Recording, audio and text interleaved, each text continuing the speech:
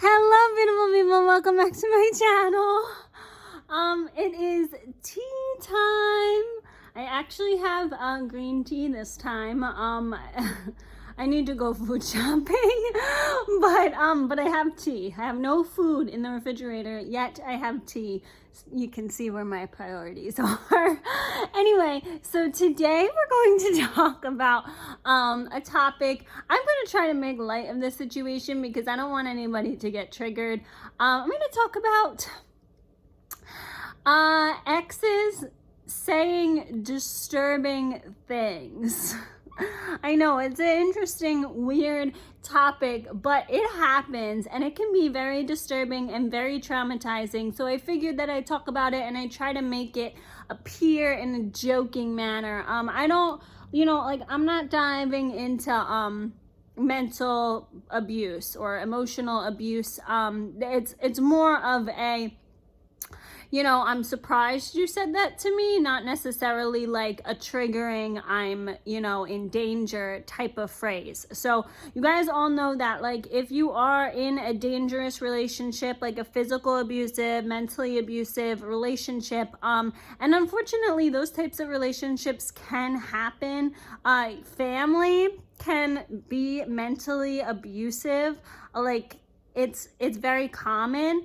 Relationships can be mentally abusive, and physically abusive. So please, like, reach out to the organization because it's not good. It's definitely not good. And I don't want that for anybody. So when, today what I'm talking about is not necessarily mentally abusive, just like questionable phrases, and I'm gonna try to make light of it because I don't want it to come across the wrong way. It's supposed to be funny, it's supposed to be a joke, and it's supposed to be something that we can learn from moving forward, because people do make mistakes, and your significant other is gonna make a mistake and probably say a phrase that's questionable. How do you cope with that? That's what I'm gonna dive into today. Okay, so I was actually talking to my mom about this. Anyway, so back in marching band, when I was in high school, I was a freshman in high school, and like we had different leadership change in marching band, like staff wise. So anyway, but when I was in marching band freshman year, we had staff, and this one guy, I don't know, this was so stupid, but like every time you were late, like you had to run a lap. So like rehearsal started at 6. If you came to rehearsal at 6:01, you had to run 1 lap. If you came to rehearsal 6:05, you had to run 5 laps.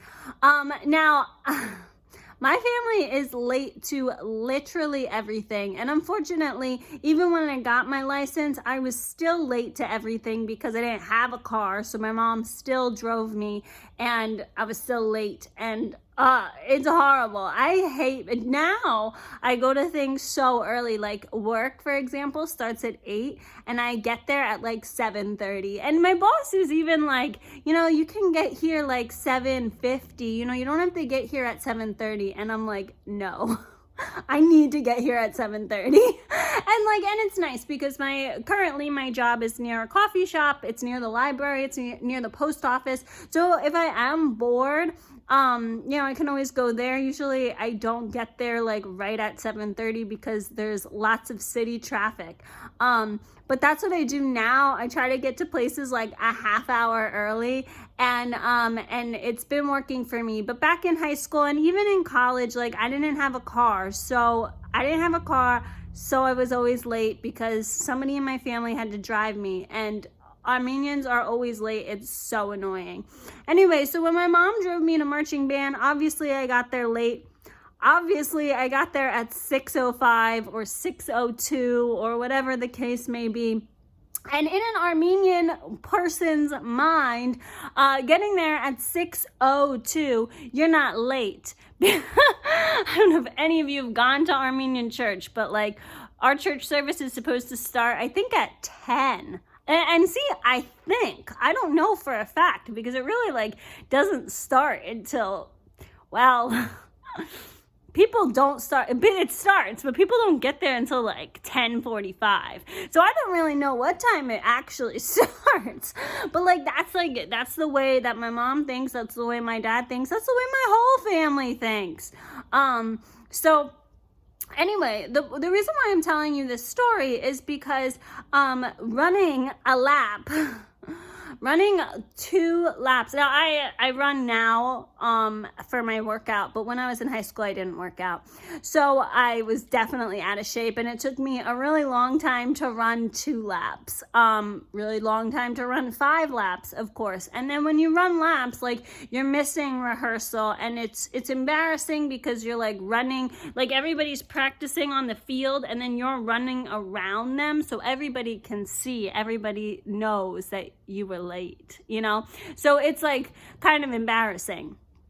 Anyway, so the reason why I'm telling you this is because it really taught me discipline. And if now any event that I go to, if I am late, I think that whole run a lap every minute you're late, like, it's extreme, but it definitely teaches discipline. And I think that it's a wonderful thing to implement in other fashions of your life. That's where I'm getting to next. So I, of course, I dated a guy, and he was part Armenian, who wasn't really Armenian. That's a story for another day. But he did have the late habits like an Armenian. So I was actually telling my mother this, that one time we were going on a date, or maybe I think it was meeting him. It wasn't a date, like, it was going to become a date, but we were like meeting, and he ended up showing up 20 minutes late. And when 20 minutes isn't that long, but like when you're expecting to meet somebody, like, and you're waiting there for 20 minutes and you have no idea like where they are, like you don't know their location, you can't text them because they're driving, like, it's a long time to wait. So anyway, so we ended up, I mean, I knew he wasn't going to blow me off because that's like not the type of person he was, but it was just annoying. That's all I have to say. It was annoying and it was disrespectful, because being late 20 minutes is disrespectful. I'm sure my favorite person in the whole entire world, Miss Manners, aka Judith Martin, can back me up on that fact. I'm sure she has something in her book of knowledge about being late to things and how it's disrespectful and unclassy. So anyway, he came and I was just like, "You're 20 minutes late." And he's like, "Yeah." And I was like, in marching band, they made us run a lap every minute that we were late. I should make you run 20 laps. Like, I said that because I'll hold back. So I said that, and he's like, haha, very funny. I'm like, no, I'm serious. Like, I should actually make you run 20 laps. That would teach you some discipline. And I told my mother about this, and I told her after we broke up, and then she was like, "Oh, that kid needed a lot more than just discipline," which is so true. Anyway, that's where the moral of our story here comes. So this particular guy had lots of issues wrong with him. And I say that in a laughing manner. And the reason why I call him out on his issues is because, and I still don't really grasp this, but like, he didn't want to change. Like, he knew that there was something wrong. He knew that his lifestyle wasn't sustainable. He knew that his lifestyle wasn't the lifestyle he wanted to live. But for some reason, he didn't want to change anything. Like, for example, he didn't want to be late to things. He just was late, and he didn't really care that he was late. And I don't understand people like that. I don't. And that's why the relationship ended, okay? However, when we were together, he used to say things that were sort of disturbing, and like, they weren't necessarily triggering to me, but they could have been triggering to somebody in the future, or maybe to somebody in the past, because you never know what like somebody's history is, right? And this guy, he was very like food obsessed. I don't know why. He was just obsessed with what other people ate. And I think personally wonder if it's because of his family, because his father like was struggling with weight loss. So maybe that's why he was like food obsessed, because he was like helping his father lose, or attempting to help his father lose weight. We should point that out, because he wasn't being encouraged. Like there's a way to help somebody lose weight, and the method he was going about it was not a healthy way. Another red flag I should have recognized in the relationship, but I didn't. Anyway, so in terms of food, obviously everybody comments about what I eat, and I don't really care anymore. But and I didn't really care when we were together either. And I'll tell you why in a second. But like, he always commented about like how I ate too healthy. I get that response a lot. People are like, you eat too healthy. I don't eat too healthy. I eat my chips. I eat my avocado. I love peanut butter. I love oatmeal cookies. I don't eat healthy, okay? Like I eat cabbage a lot, and cabbage is associated with health, and I don't eat meat. And sometimes people think, I don't know why people think vegetarians are healthy, or even vegans are healthy. And plant-based sometimes gets the impression of health, but like potatoes are plant-based. I can eat all the potato chips I want. My homemade potato chips, those aren't necessarily healthy. So like, I always get that response, right? And I just like kind of shrug it off, because it's one of those comments that like people make when they don't actually know food science. And most people don't know food science. I don't know food science, but I have plenty of professionals that I work with, so I have enough information. So that was like one of the things he used to say, oh, you eat too healthy. And I could totally see that going in the opposite direction if he dated somebody differently and maybe they didn't eat healthy. I could see him saying, oh, you eat unhealthy, you know, and that could be triggering to someone. So, but I just brushed it off, right? But one thing he commented about my food was he said I ate loudly. What? Nobody has ever told me that I eat loudly. Like, what kind of comment is that? And it actually, like, it kind of stumped me, even to this day. Like, I think about it. Oh, you eat loudly. What? Like, I'm so confused. Like, is that supposed to be an insult? I guess, right? That's an insult, right? Like, nobody wants like somebody munching away, I guess. So, but anyway, so I started to think about it, and I started to think about like other times in my life, like and I couldn't really think. Like, I remember I did have this professor who like didn't want us to eat crunchy snacks in her class. Like, she didn't want us to eat like potato chips and have like the bag, you know. So I remember that, but like that wasn't to me. That was like generally, she didn't want you to eat like she didn't want you to eat like potato chips or carrots. I know it's kind of weird, and she was very weird, but that was like the one and only time I remember somebody talking about like loud food, but like that wasn't necessarily directed to me. So it was like a really weird comment. Anyway, so I like I kind of sat on it a little bit, and then I thought about all the things that I eat, and I do eat loud food, I guess, right? Because like fresh fruits and vegetables, that's pretty, well, I don't really like fruit, so I eat apples. Apples are pretty loud. Carrots, celery, that's pretty darn loud. I eat cabbage, and you all know that I undercook my cabbage, so it's crunchy. I love potato chips.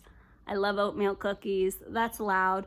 Oatmeal. Well, I put nuts in my oatmeal, so again, I guess that's considered loud. So like, That's what I started thinking. I'm like, well, I do eat a lot of like crunchy food because I do like crunchy food. That it's kind of one of those things that I do. It's a mental trick where it's kind of like when you put chia seeds in your smoothie, so that way you have something to like chew on, so your body thinks you ate a meal, but you actually didn't. I do like the same thing. Like I undercook my cabbage, so it's a little crunchy and it's harder to digest. Like I do.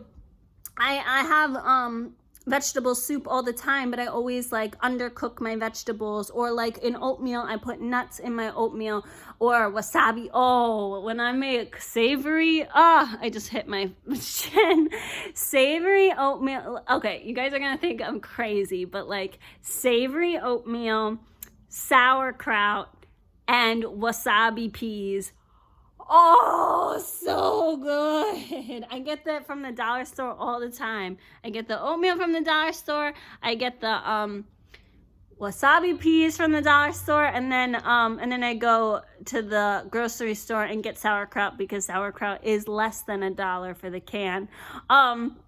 Oh, it's so good. But again, like that, I have something crunchy. It sounds weird. It's a weird combination, but it's so good.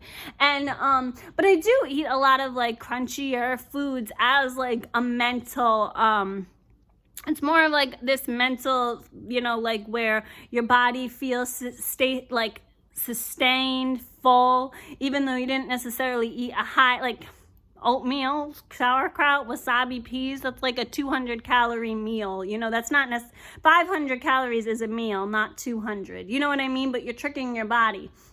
So, yeah, but anyway, so it was like, I do eat a lot of like crunchy food, I guess, but like, I don't necessarily think I eat loud, like, and then I'm sorry, but like, who are you to call me out on my flaws? You have a million flaws.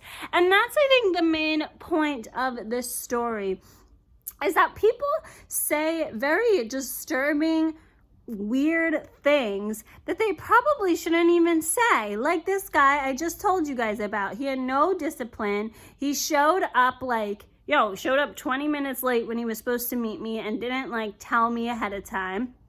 So like, there you go. No time. He was like very, very obsessed with food and would always comment about my eating habits, but like he didn't have any good eating habits. Always commented about me going to the gym, even though like he didn't go to the gym. Like, like weird things like, and the bottom line is that this guy had a lot of issues wrong with his life that he knew about clearly. Like his job was a dead-end job. But for some reason he didn't want to like change and improve. So he used to call me out on my flaws, and I guess a flaw that was brought up was that I eat loud. And like, Mr. You make $12 an hour, like, are calling me out on eating loud. Like, why don't I come at you and call you out on all your wrongdoings? And of course that's what I did, because I don't hold back. And that's another point. When men are very, very sensitive, I've noticed over the years, and you don't think that they are, but they actually are. And they can tell you, oh, poor doctor, you eat loud. But then if you come at them and you're like, listen, like, you have no savings plan, you have a dead-end job, you're so stupid, you didn't even graduate college, like, then they get really sad.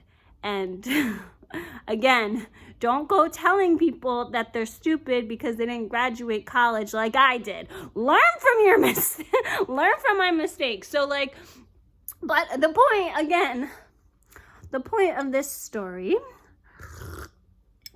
is to share and tell you guys that people say the darndest things, and you shouldn't come at them like I did and get all angry and take it personally. You have to recognize the fact that these people have something wrong with them, clearly.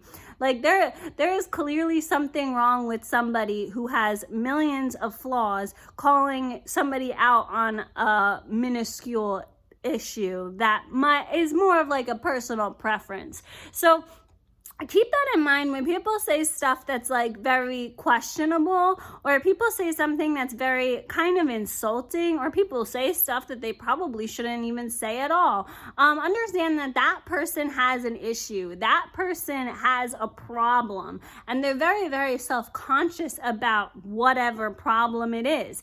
And I don't know, maybe they recognize the fact that you're strong. Maybe they recognize the fact that you don't have any flaws. Or maybe they're just like saying it to say it, because a lot of people don't think before they speak. But you have to recognize that the person saying these disturbing phrases is the one with the problem. And maybe it's true. Again, maybe I do eat loud, but nobody's ever told me that. So is it really true? If it's something that somebody has said multiple times to you, like, I don't know, you eat unhealthy, you eat junk, and you've heard that your whole entire life, and maybe you just don't want to deal with it. Or maybe like, oh, I only eat fries when I go out, and every time I see you, I'm out, So understand that, like, if somebody says something that's triggering, like, definitely like do what you need to do for yourself. I wouldn't call them out on it. I wouldn't tell them that they're stupid. I wouldn't have a bicker fight and be like, oh, I'm so perfect and you're not, and you need to shut up, like I did in my situation. But definitely recognize, like, if a significant other is saying something that is triggering to you, or saying something that's not necessarily true, it could trigger you or cause issues further down the road. So definitely recognize the signs early. Understand that the person mentioning them is the one with the problem, not you. And if you're smart, get out of the relationship as soon as possible, because it only will get worse. And you don't want to the problem is, like, in my situation, like, I kind of fought back because I didn't want to take that attitude moving forward. Like, I didn't want this guy to start calling me out on things that weren't necessarily true about me, and me thinking that they're true and getting self-conscious. Like, I just didn't want that to happen, so I bite back. I called him out on all his flaws and had a bicker match and put him in his place. And that's not healthy. That's not good. In the moment, you can get very, very defensive. And I think the best way to solve the problem isn't necessarily to put somebody in their place like I did. It's best to get out and find somebody new. That's a much easier solution.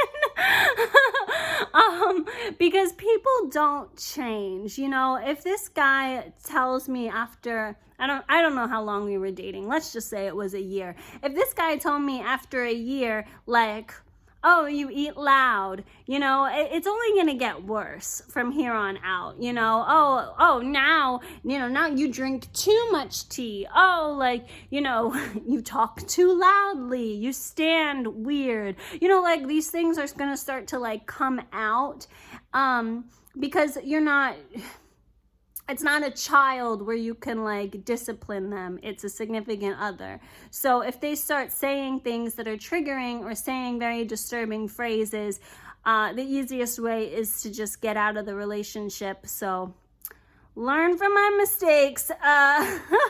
Don't try to discipline a significant other like I tried to do in this relationship. Don't bite back when somebody calls you out on something or says something very disturbing, because that doesn't solve the problem either. If whatever is said is a trigger, or it continues and does become emotional abuse, definitely reach out to those organizations. Nobody has to know. You can call the organization, like, when you're out for a walk, and then just, like, delete the number. Nobody has to know. You can always, like, go and use a friend's phone. I've done that before, where, like, you ask a friend, or you give a friend your phone because maybe you and your significant other are on the same phone plan. But there's definitely ways to get around it if you're in an abusive, emotionally abusive, physically abusive relationship. And I tried to make light of this situation because it wasn't necessarily triggering, but it is a sign. And it is a sign of potentially an emotionally abusive relationship moving forward. So the best thing to do is to just let it go and find somebody new, because there's so many people out there, and there's so many people out there that actually come from healthy families, believe it or not. And there's so many people out there that are going to say things to you that are very, very nice and rewarding, and they're going to treat you like a princess, or they're going to treat you like a prince. And that's what you deserve. You do not deserve to be with somebody who's broken. And I'm sorry, but like, everybody's broken in their own special way. It just depends on how they talk to others or how they bring it up. And listen, you don't want to be a doormat. You also can't discipline a significant other. So best thing to do is to move on, find somebody new, date that doctor, date that lawyer, date that financial advisor. Date somebody with a really nice job, because they're out there. Don't be with some dead-end, stupid individual. Don't call them out. Don't try to discipline them. Just get out of the relationship and find somebody new, because you'll be a lot happier. Okay, thanks for talking to me, guys. Talk to you guys later. Bye.